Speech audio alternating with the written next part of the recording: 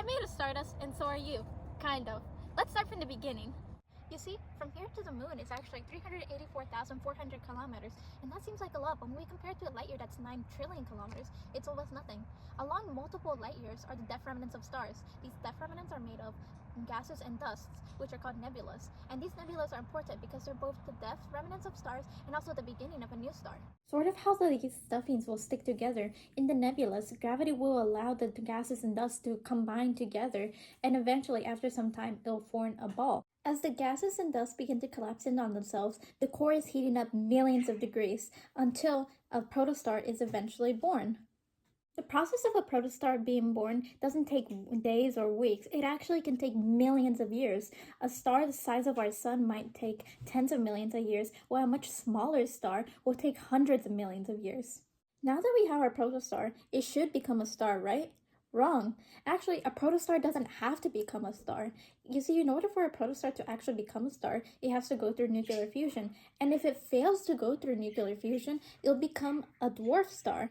Hold up.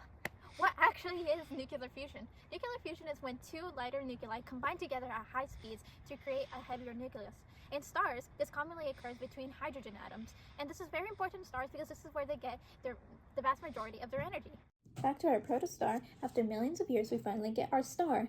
Most stars will spend their life in what's called the main sequence, and if you look in the sky, you can see that there's red stars and blue stars. Because there's so many different stars with different temperatures and luminosities and colors, two astronomers decided to make their own individual diagrams that we later called the HR diagram. This diagram helps us with stellar classification, which will help us tell the temperature, luminosity, and color of a star, and later on, its lifespan.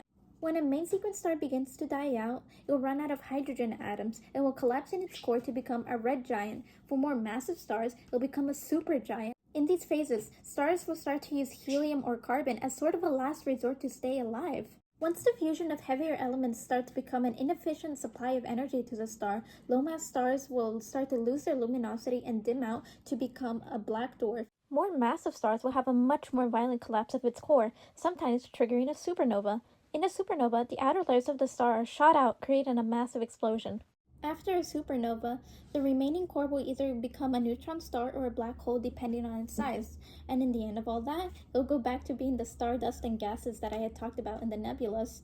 And remember when I mentioned that we were made of stardust? That's right! The stardust we actually see in the nebulas helped make the Earth's composition and all its life forms. So the air we breathe, the ground we stand on, even me, we're all made of stardust. And I think that's pretty cool.